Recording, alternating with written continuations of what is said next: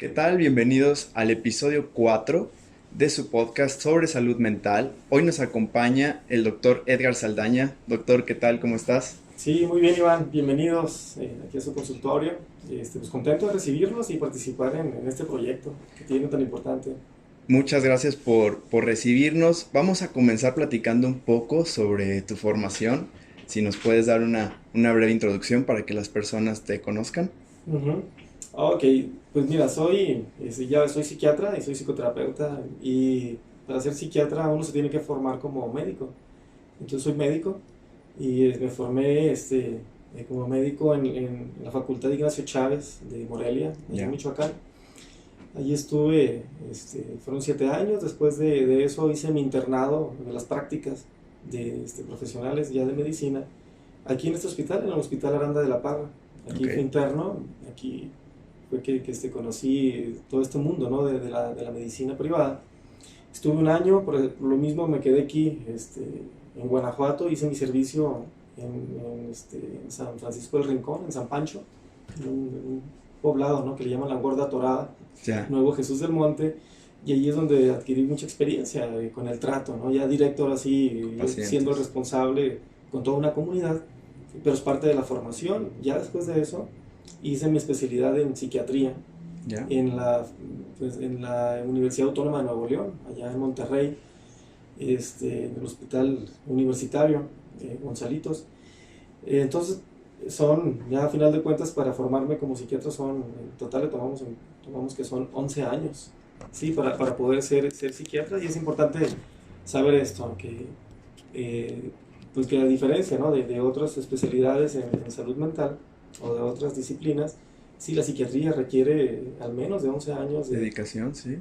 sí, de conocer el cuerpo, de conocer la mente, para poder hacerlo, ¿no? Entonces así estuvo, allí en Morelia, en la Facultad de Ignacio Chávez, y ya después en Monterrey otros 4 años.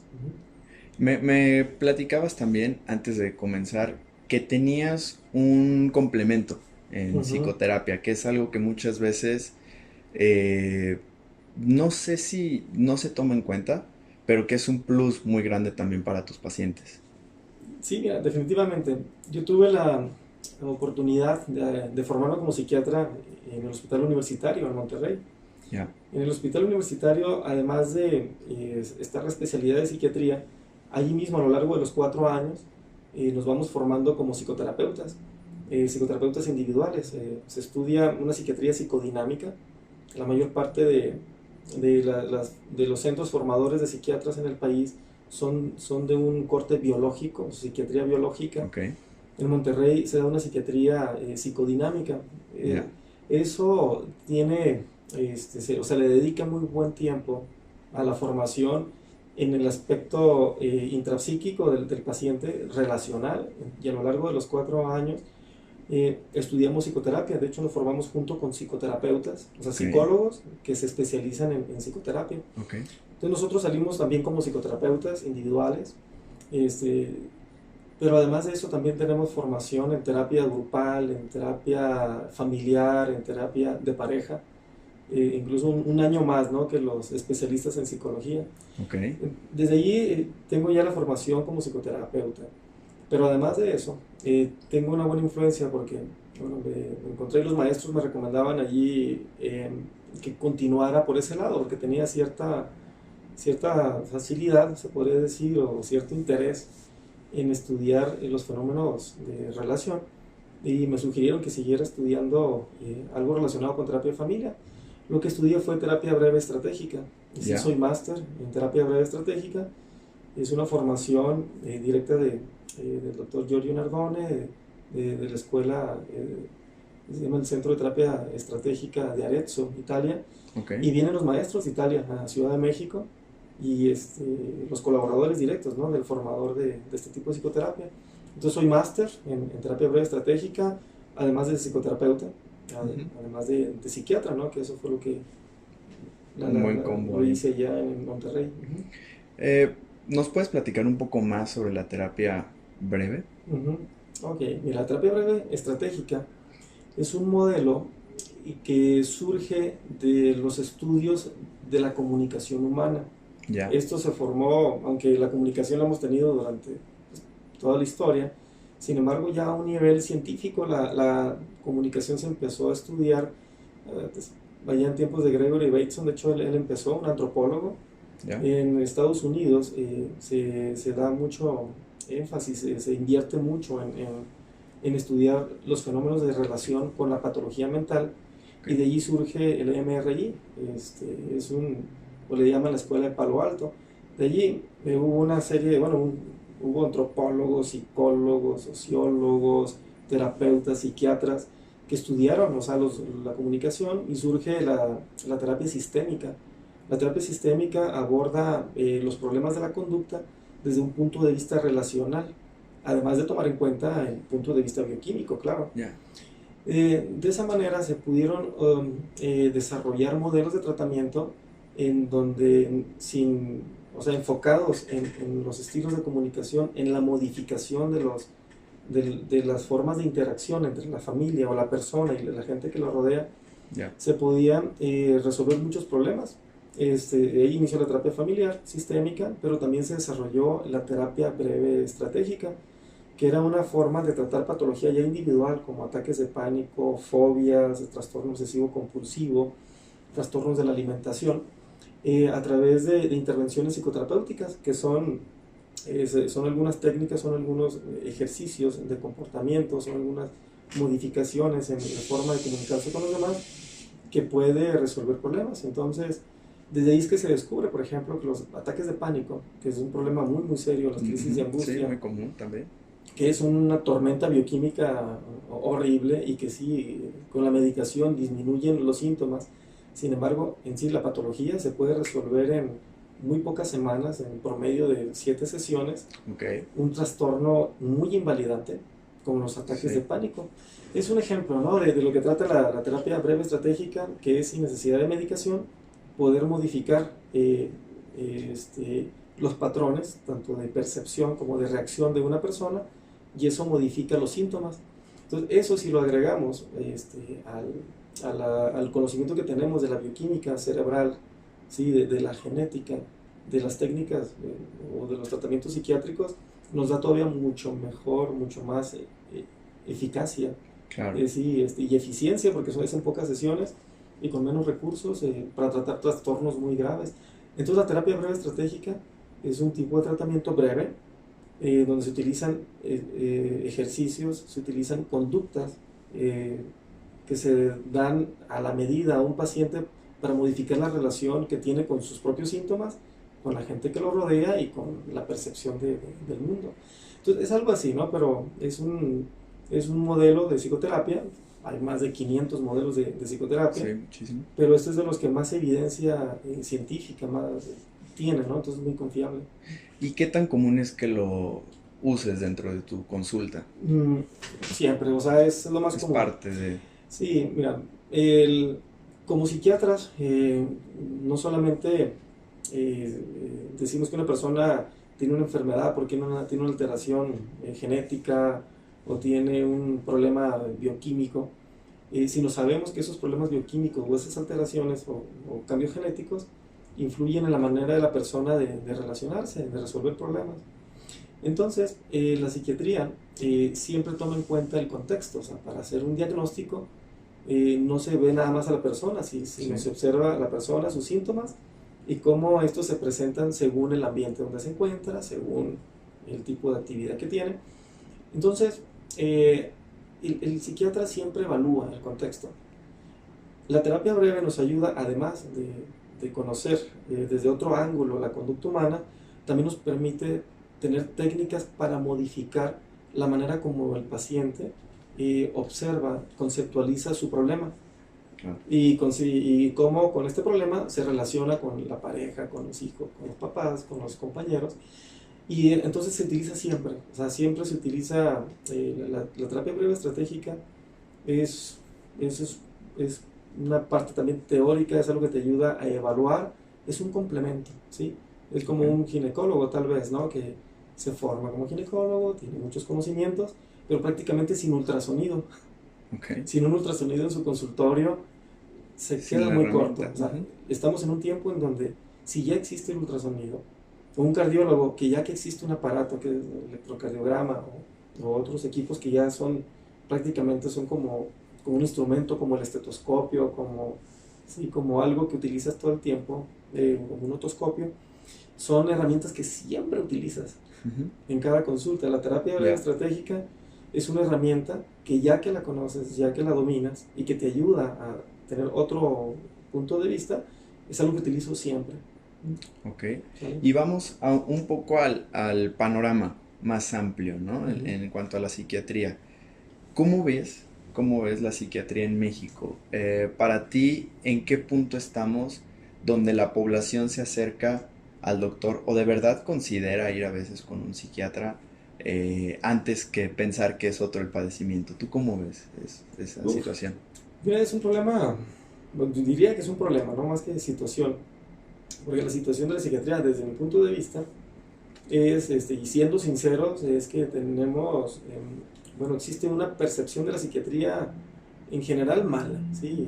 Muy distorsionada. Sí. Y te lo puedo decir, aparte por los pacientes que veo, a los que siempre tengo que explicarles que es una rama de la medicina, que se complementa con la psicología, que es algo comprimido para entenderlo, y no solamente para problemas graves, sino también incluso como por curiosidad, ¿no? Hay gente que viene solamente por curiosidad, hay gente que viene por problemas, o otras personas que no tienen problemas porque quisieran modificar sus horarios de sueño, la tolerancia al estrés.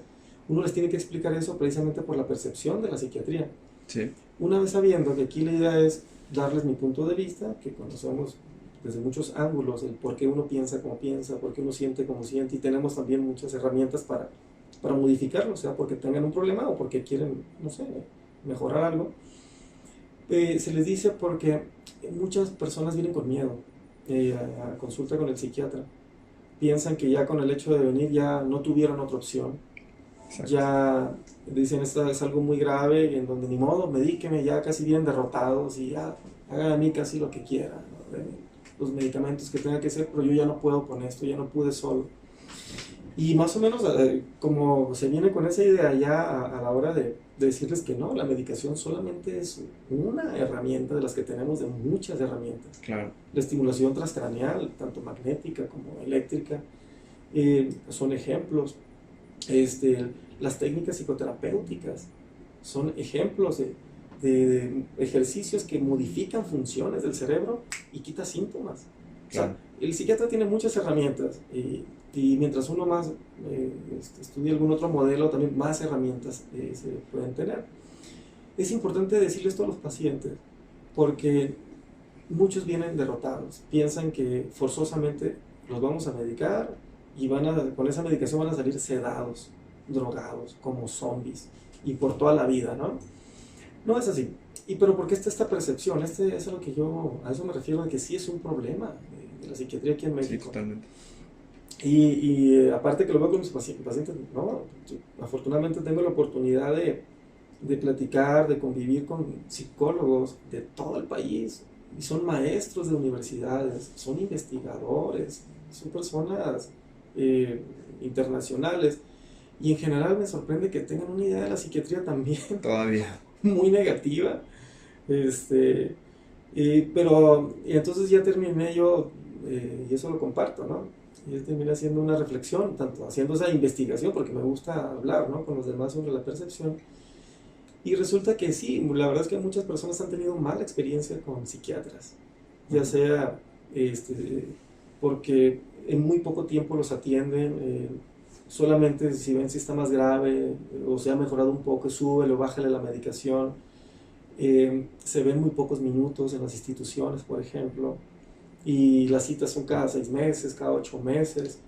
Entonces tenemos aquí pacientes que ya se dan la oportunidad de venir el tiempo correcto.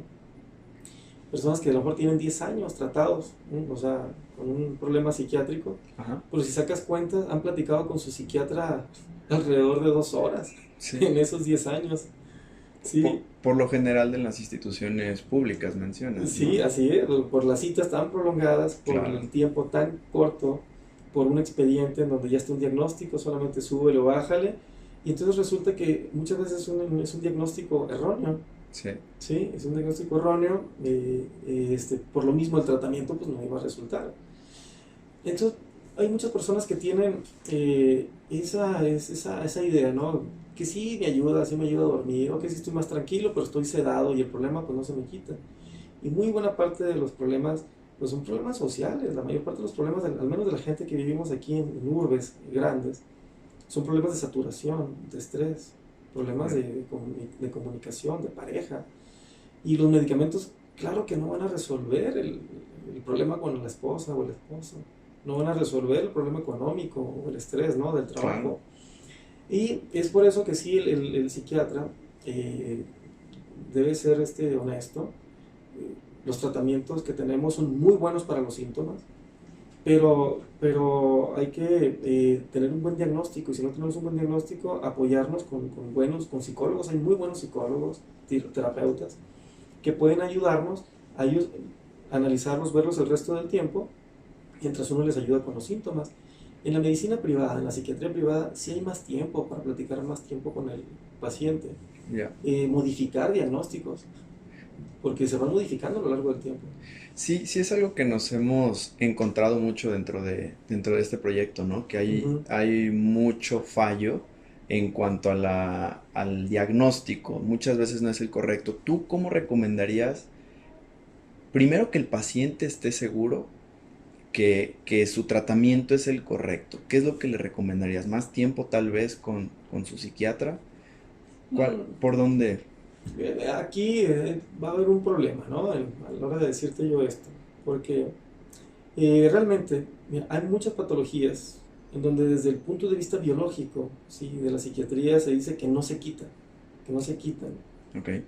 Como algunos tipos de depresión, por ejemplo, los problemas de ansiedad, ni se digan los ataques de pánico, en donde si nos basamos desde el punto de vista bioquímico, sí hay alteraciones, disregulaciones, pero cuando logras ver que otros centros de investigación no psiquiátricos pueden con una eficacia de 96%, 98%, resolver ataques de pánico sin medicación, claro. y casos muy muy graves, yo me quedo sorprendido porque son esta escuela que te platico, de Arezzo, cuenta con videos, o sea, videos de seguimiento de casos, en donde tú lo ves desde un punto de vista médico y piensas, está gravísimo, medíquelo.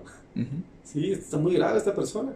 Sin embargo, te das cuenta que a la hora de hacer el enlace con el paciente, generan el apego, dan la confianza, siguen las indicaciones, 98 o 96% de los casos se resuelven en 7 sesiones.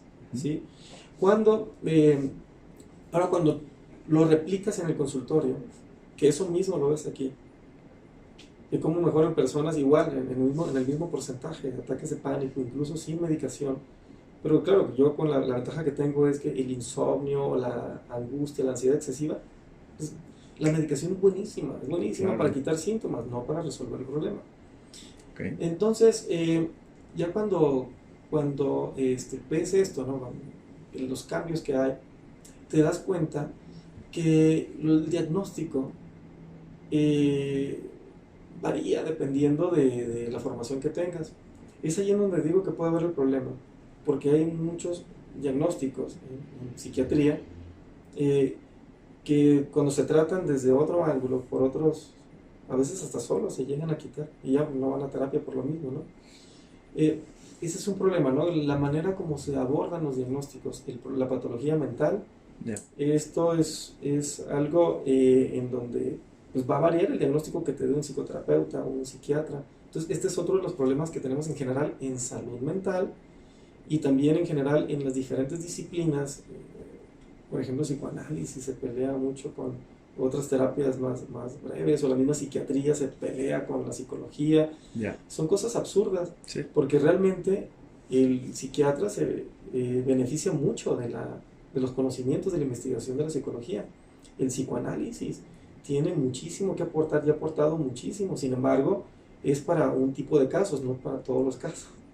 Como dicen, sí, de que hay muchas terapias, ya sea farmacológicas o otros modelos terapéuticos, que te pueden resolver problemas, pero hay una gran diferencia en que se te resuelva el problema en 4 años a que se te resuelva en 3 meses. Claro. Y como Hasta dicen, en el bolsillo, sí. lo que se puede hacer con poco, en vano se hace con mucho. Claro. Y eso se puede aprender, te digo, como un ginecólogo, ¿no? Que trata a su paciente y nunca le toma un ultrasonido porque no lo tiene, pues se va a perder de un diagnóstico que lo puede hacer en ese mismo momento. Sí, esa es la importancia, ¿no? De enriquecernos los psiquiatras con otros modelos de salud mental. Totalmente de acuerdo, sí, sí, sí. Ahora, acabamos de entrar hace poco, digo por las fechas, en esta temporada donde es una realidad la depresión estacional. Nos gustaría que nos platicaras un poco al respecto. ¿Es una realidad en México la depresión estacional también? Claro que sí. Aquí vamos a meternos más en el aspecto, bueno, casi igual, en el aspecto biológico. Vamos a tomar en cuenta esto, ¿no? Que bueno, la depresión estacional, claro que existe, ¿no? Tanto que hasta nombre tiene, ¿no? Depresión estacional, o la depresión navideña, hay muchas formas de llamarlo. Pero sí, el trastorno afectivo estacional, ¿no? Es un nombre que viene en el manual, ¿no? En el DSM-5, habla sobre ese estado de ánimo apagado, depresivo, que se da particularmente en estas fechas, ¿no? En estas fechas pero se refiere más a invierno, sí. En tiempos de ya más de frío. Es un hecho, es muy demostrado. Aquí el problema está esto, ¿no? ¿Qué tanto es lo normal y qué tanto es una enfermedad? Es aquí donde tenemos siempre muchos problemas a la hora de clasificar trastornos. Y yo creo que aquí conviene decir esto, ¿no?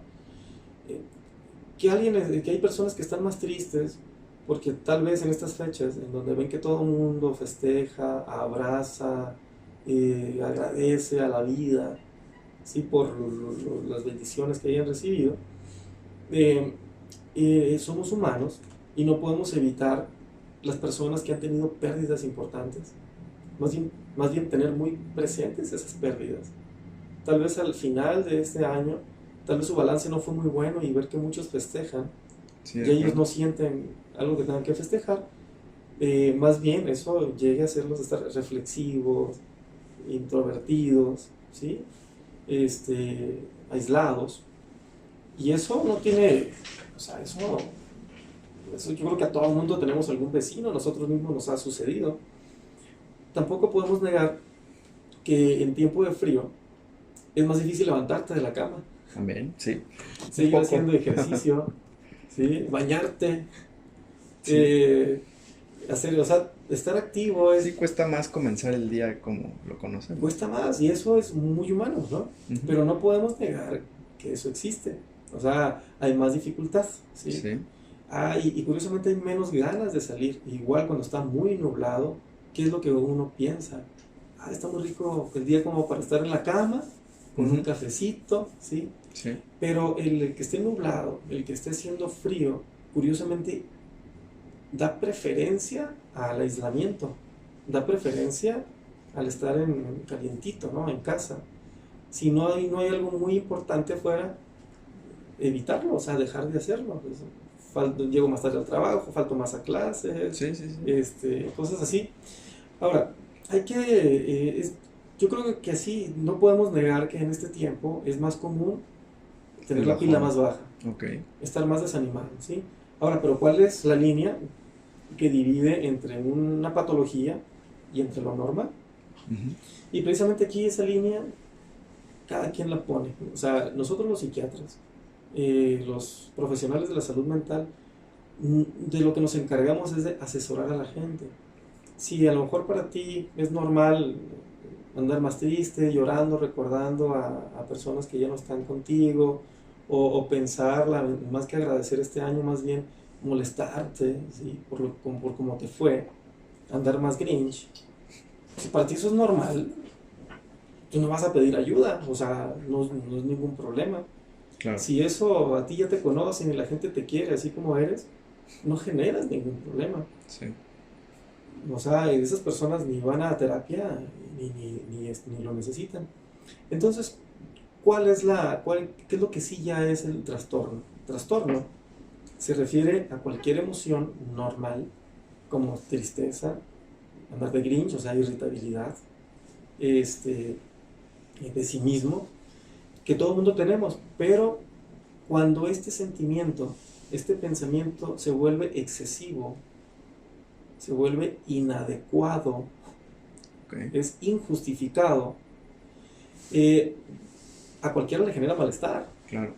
O sea, si tú estás o sea, desanimado, pero ya te corrieron del trabajo porque faltaste de más, y aunque quieres, no puedes. Ya cuando esa tristeza, cuando esa irritabilidad te hace estar peleando con todo el mundo, y por lo mismo ya te está dejando tu pareja, sí, o ya tus amistades te dejaron de hablar y estás aislado, solo, ya, y cuando sientes que no lo puedes controlar, ya te genera malestar, es allí cuando uno pide ayuda. Y cuando uno pide ayuda, primero pide uno ayuda a lo mejor al amigo, oye, ¿tú cómo le hiciste, no? Es que la regué con mi esposa o algo. O uno... Sí, la primera mano. Sí. Cuando uno no puede, no tienes que ir directamente con el psiquiatra ni con el psicólogo. Pero lo primero que uno hace es, bueno, deja cambio, entonces déjale bajo 2 rayitas, ¿no? Pero veo que no puedo, le pregunto a alguien, oye, ¿tú cómo le hiciste para controlarte? Y veo que no me funcionaron los remedios de esa persona, como cualquier mecánico, como cualquier plomero. O sea, si tú le moviste el coche y no pudiste arreglarlo, ¿qué haces? Sí. Pues vas con el mecánico. Sí. Si tú ya le moviste la tubería y se está fugando el agua, ¿qué haces? Pues ni modo, inviertes y le pagas a un plomero. Te acercas al profesional, sí. Cuando uno tiene una emoción, un pensamiento, una conducta que te está generando malestar, que te está trayendo deterioro y no lo has podido solucionar, los consejos que te dan no te sirven a ti, es cuando uno tiene que acercarse con un profesional. Sí. Esa es la diferencia, ¿sí? Okay. ¿Qué es trastorno? El trastorno afectivo estacional se refiere a eso, ¿no? A un estado de ánimo por debajo de lo normal, o sea, poca energía, poca capacidad de sentir placer por las cosas, desinterés, pensamientos negativos, de culpa, pesimistas, problemas para dormir, ¿sí? Que te generan malestar y que se relacionan curiosamente con la temporada. Entonces, ese trastorno. Ahora, ¿por qué te decía que era una cosa biológica? Somos humanos, o sea, somos biología. Si te tomas veneno, o sea, probablemente te vas a morir, ¿no? En suficiente cantidad, por mucho que reces, por mucho que seas optimista, porque somos células. Si te ponen ácido, se van a destruir esas células, ¿sí? Y como mamíferos, nosotros tenemos, siempre tenemos funciones en donde nuestra conducta se adapta al ambiente. Cuando el ambiente hay cosas que cazar, hay cosas bonitas, tan agradables, uno está motivado, uno siente ganas de salir. Pero cuando uno ve que, imagínate un oso, ¿no? Que ya no hay nada que comer, ya no hay nadie con quien jugar, ¿qué hace el oso, no? Sí. Pues se deprime. Nosotros podemos decir, no, pues está hibernando, ¿no? De una manera muy bonita. No, yo pienso, si no hay nada que comer, no hay nadie con quien jugar, está todo feo, pues el mismo organismo los hace, en lugar de andar despilfarrando su energía, porque va a poder buscar qué comer y buscar qué comer, se va a acabar su energía y no va a encontrar nada, o va a ser insuficiente.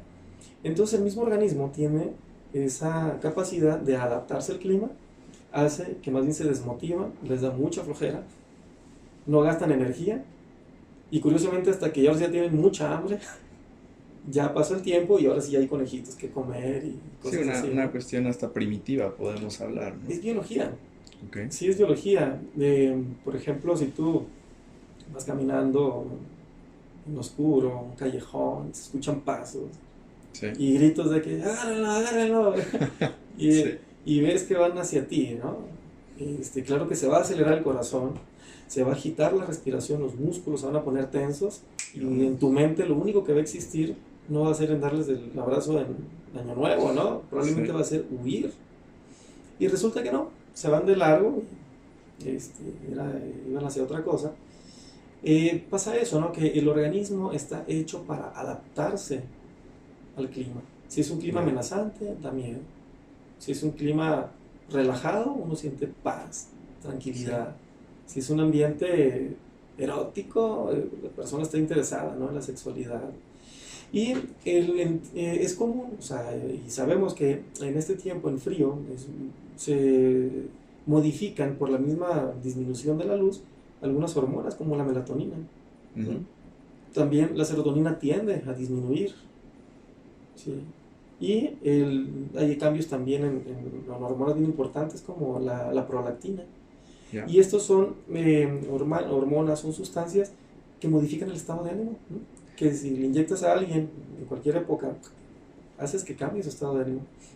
Ya, sí, por eso era la pregunta también, si aquí en México era igual de agudo el problema, por ejemplo, a comparación de los países que podemos encontrar más al norte o mucho más al sur, ¿no? Porque la cuestión de la luz, digo, sí cambia, pero no es tan enorme como en aquellos países. Y porque uno de los tratamientos también que recomiendan es, por ejemplo, la emisión de luz, precisamente. La terapia, sí, lumínica, ajá.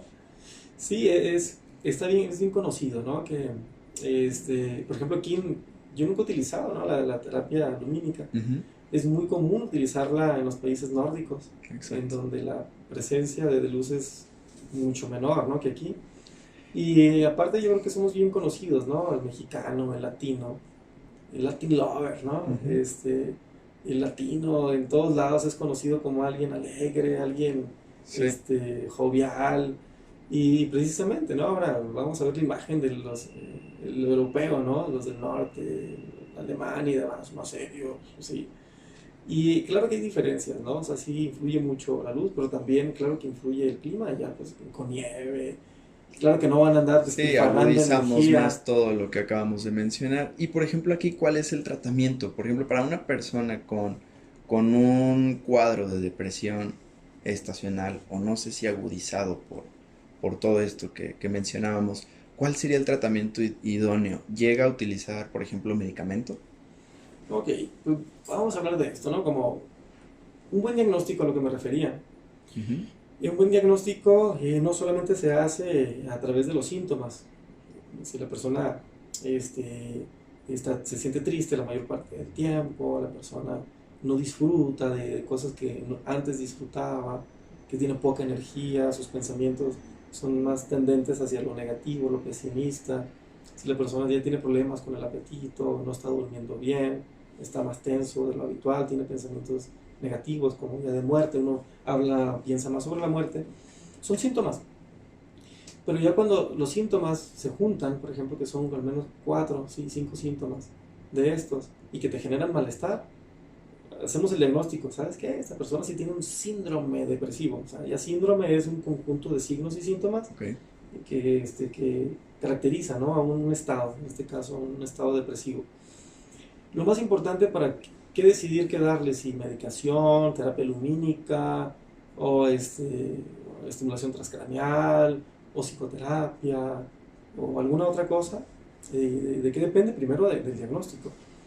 Hay que tomar en cuenta, o sea, primero, cuando se hace el diagnóstico de una persona que trae estos síntomas, ¿no? Vamos a decir el síndrome depresivo. Pero este síndrome depresivo, como lo ven, lo puede tener alguien que se le acaba de morir alguien querido, sí. Lo puede tener alguien que lo acaban de correr de la chamba, sí, y tiene muchas deudas, alguien que lo traicionó su pareja.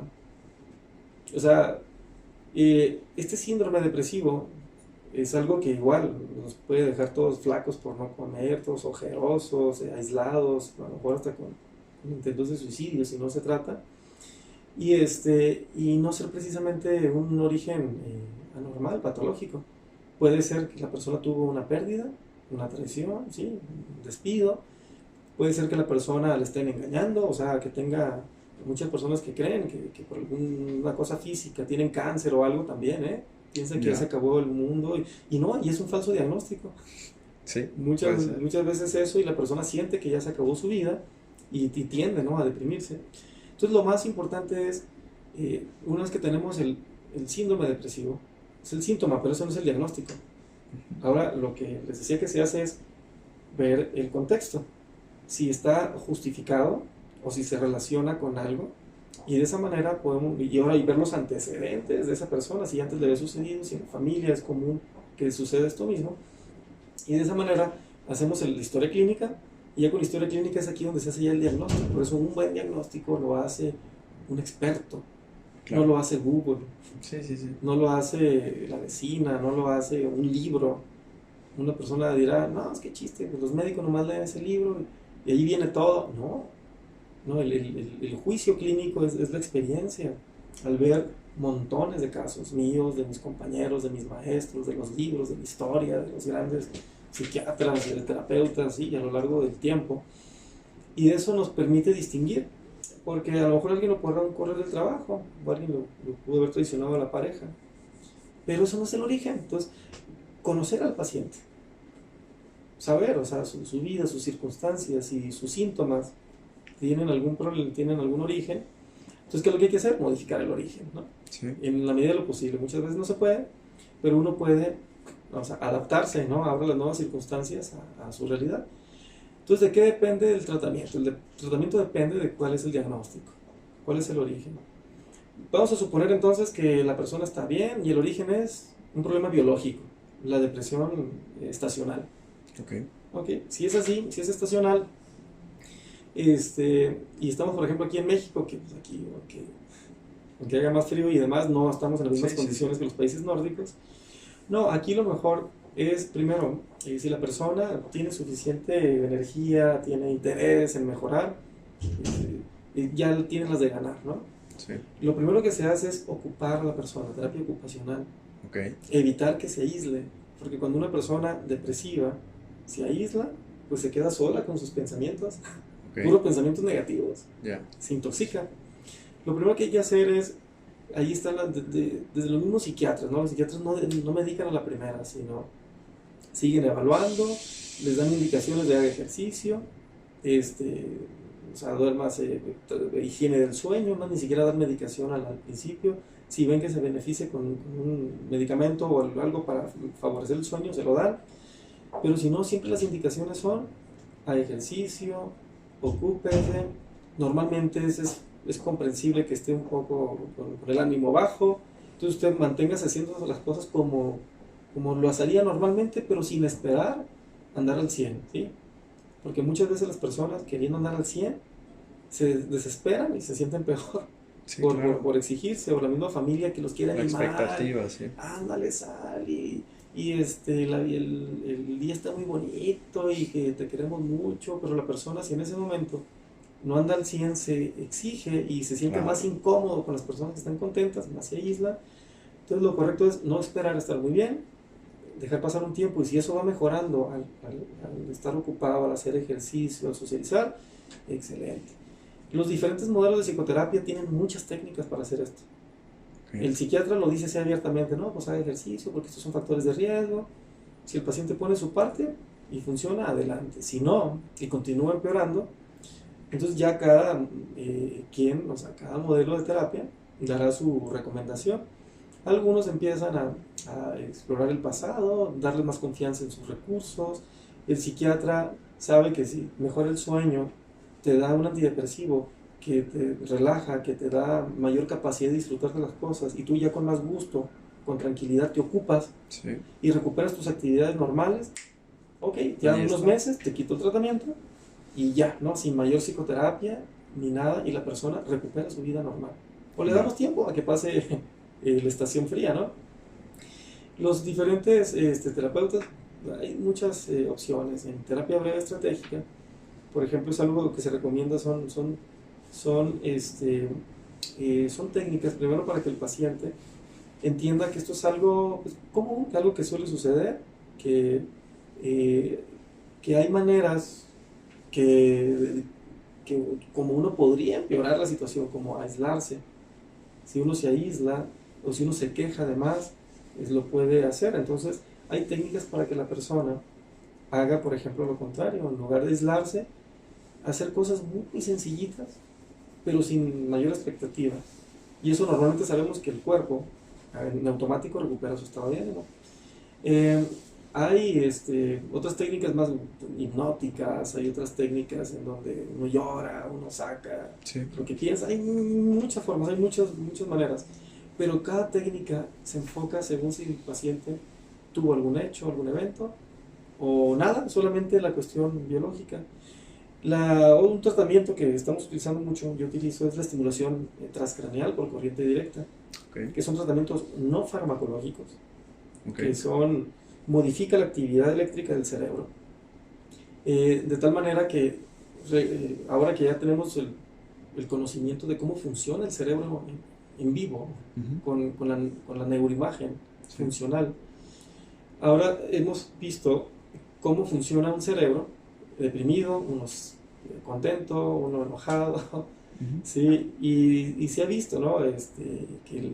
Que la actividad eléctrica en una persona depresiva, sea por un problema, sea por el clima, sea por un duelo, normalmente la actividad eléctrica se vuelve más activa en el hemisferio derecho, en las cortezas dorsolaterales. Ok. Hay muchos cambios, ¿no? Bioquímicos, pero en los eléctricos esto es muy evidente. Y del lado izquierdo disminuye. Ok. Existe la manera ahorita de modificar directamente la actividad eléctrica al cerebro, regresarlo como si estuviera sano. Ok. ¿Sí? Y la persona vuelve otra vez a sentir gusto por las cosas, tranquilidad e interés. Entonces, según el diagnóstico, según las herramientas que tenga el profesional, o sea, un psicólogo, pues evidentemente no te va a ofrecer esto, ¿no? Claro. Un psiquiatra que tiene una formación como yo en terapia breve, voy a probar con algunas técnicas de terapia breve. Un psiquiatra que sea psicoanalista, antes que lo sabe, seguramente te va a ofrecer algo enfocado en esto. Ok. Pero aquí lo importante, cómo elegir al terapeuta, es con el que te sientas a gusto. Sabemos que tú fuiste de los pioneros en la región de utilizar la estimulación transcraneal por corriente directa. ¿Nos puedes platicar qué es lo que te motivó a utilizarlo? Sí, mira, yo tenía, antes de que se me presentara este dispositivo, del TDCS, ¿no? La estimulación transcraneal por corriente directa, que les hacía mención, ¿no? Que lo utilizo mucho. Ajá.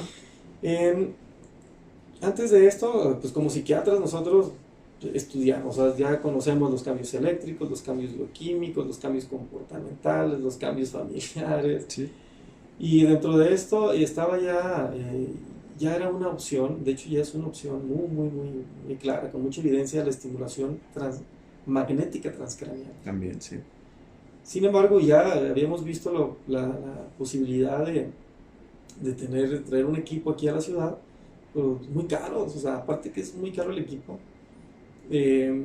aparte de eso, al paciente le sale muy caro. Pues, pero sí, o sea, el juntar dinero, al hacer equipo con otros colegas, en algún momento lo haríamos, ¿no? Claro.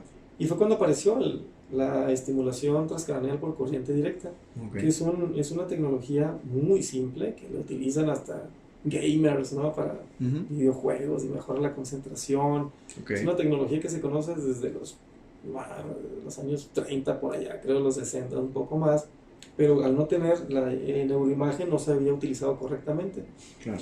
Y en el 2011 ya se empezó a desarrollar la estimulación transcraneal por corriente directa. Yo en el 2000, ¿qué fue? El 2017, finales del 17. Sí, no, a principios del 17 fue que llegó Carlos, quien está importando, ¿no? de Finlandia estos equipos, y me mostró el equipo. Y yo al ver la tecnología, al ver también que él era una persona seria, ¿no? Que trabaja con hospitales, con otro tipo de equipos médicos certificados, pues me dio confianza. Dije, bueno, déjale un poco más.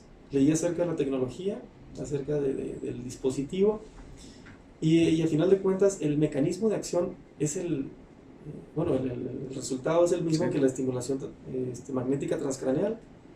Ya había muchos estudios acerca de la mejoría de la depresión a través de esta técnica. Okay. Y fue que me interesó. Entonces, antes de adquirir el equipo, lo probé yo con pacientes, lo probé con 16 pacientes de mi consulta. Hice un proceso de investigación. Yeah. No se les cobró, yo le pedí a la empresa que me prestara el equipo, que lo probara. Me apoyaron allí con la asesoría, ¿no? De técnica. Y pues sí, hubo un resultado superior al 80% de mejoría. Ya, muchísimo. Sí, en teoría los resultados son 40-60%, ¿no? Combinado con medicación o sin medicación. Sin embargo, como les decía, pero combinados con las técnicas, con la asesoría, con solución de problemas a los pacientes, con terapia breve, se nos fue al 80. Ahorita ya son alrededor de 130 pacientes. 130 pacientes que han utilizado el dispositivo. Así es, del 2017 para acá. Y la mejoría es del 90%. Sí, es que ya armándoles, ahora sí que en todas las cuestiones, ¿no? De un cuadro, de un trastorno como este, que es el depresivo, si atacas con la terapia breve, con el estimulador, yo creo que les ofreces conociendo al paciente. Y conociéndolo también, que eso muy pocos doctores yo creo que se meten en sí a hacerlo, ¿no? Ok, pues es muchísimo lo que tienes de resultado positivo con tus pacientes. Es muy bueno, hay casos impresionantes, ¿sí? Y funciona igual que la medicación. Te puedo decir que igual pacientes que toman medicación, igual mejoran al mismo nivel. O sea, en estudios de investigación, si darles terapia con un lenguaje muy distante, con un lenguaje muy neutral, y la medicación y la estimulación transcranial por corriente directa funcionan igual. Están al mismo nivel. Ventajas de la estimulación es que no hay químicos. Claro. Aunque bueno, yo la verdad sí lo combino muchas veces con algún medicamento para mejorar el sueño. Pero ya cuando uno da el tratamiento, porque tengo muchos pacientes sin ningún solo medicamento, ¿sí? Incluso he hecho pruebas y hasta sin nada de terapia. Les he dado tratamiento a pacientes y mejoran. ¿Por qué? Porque hay muchas maneras de explicarse la depresión. La depresión no tiene un solo origen. Es multifactorial, eso lo van a encontrar en todos lados. Sin embargo, al ser un sistema complejo nuestra mente, si empiezas en A modifica B, B, C, y a su vez C modifica A y A, Z, y así. Ya sea que empieces por lo bioquímico, que vemos que sí funciona, ya sea que empieces por lo eléctrico, también vemos que funciona. Ya si empiezas tú por lo conductual, también vemos que funciona. Si empezamos por lo espiritual, también vemos que funciona. Si empezamos por la rehabilitación, lo físico, también funciona, porque somos sistemas. A final de cuentas, lo que se hace en un tratamiento para depresión es apoyarnos en algo que científicamente funciona, como la medicación, como las terapias basadas en evidencia, como la estimulación transcranial, ya sea magnética, ya sea por corriente directa. Todo funciona, ¿no? Pero hay que saber que eso ayuda con síntomas. Claro. Pero en sí, la depresión es la persona la que tiene depresión. Ya asesorando a la persona, ayudándolo a lograr sus objetivos, mejora porque mejora. Y ya según las herramientas que cuente el terapeuta, con las que cuente el psiquiatra, iniciará por allí, ¿no? Pero acompañando a un paciente a conocer mejor sus síntomas, a conocer mejor su mente, conocer mejor su cuerpo y a la gente que lo rodea. Y ese es el tratamiento, o sea, de un terapeuta, de un psiquiatra, es aportar información para que la persona se conozca mejor a sí misma, su forma de pensar, que conozca sus síntomas, sus defectos, sus virtudes, y con eso, y bajando los síntomas, que los síntomas son el obstáculo, ¿no?, que nos impiden estar bien, es lo que nos encargamos los médicos. De acuerdo. De quitar el síntoma para que la persona esté libre. Pueda salir, sí. Bueno, pues muchísimas gracias, doctor. Con esto yo creo que terminamos de una manera excelente este episodio 4. ¿Dónde lo podemos encontrar, por favor, si nos puedes decir? Aquí, en mi consultorio. Estoy en el Hospital Aranda de la Parra. Sí. Sí, van a aparecer los datos por ahí en el video. Ok, Hospital Aranda de la Parra. El teléfono de mi consultorio, la DADA 477-713-4810. Estoy en la ciudad de León, Guanajuato. Actualmente, ¿no?, ya se atienden personas de todo el mundo, o sea, realmente. Claro. Sí, con este tiempo, ¿no?, adaptándonos, nos pudo demostrar que las consultas por videoconferencia, videollamada también funcionan muy, muy, muy bien. De acuerdo.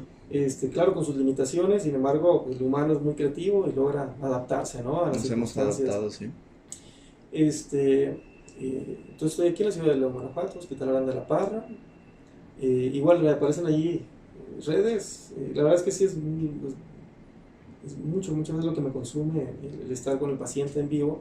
Claro. Y las redes, las atiendo no muy seguido, soy más de todavía de sacar la cita con mi asistente, ya sea por videoconferencia, ya sea aquí en mi consultorio. Y entonces esa es la mejor manera, ¿no? De poder yo abordar algún caso que le interese mi punto de vista. Perfecto, doctor, pues muchas gracias. Muchas gracias a todos por acompañarnos en este episodio número 4. Manténganse al pendiente, suscríbanse y de nuevo, gracias por recibirnos. Esperamos que no sea la última. Muchas Sí, gracias, doctor. gracias, Iván y equipo. Muchas gracias por la oportunidad, por invitarme, ¿no? A su proyecto y mucho éxito. Gracias. Hasta luego. Hasta luego a todos.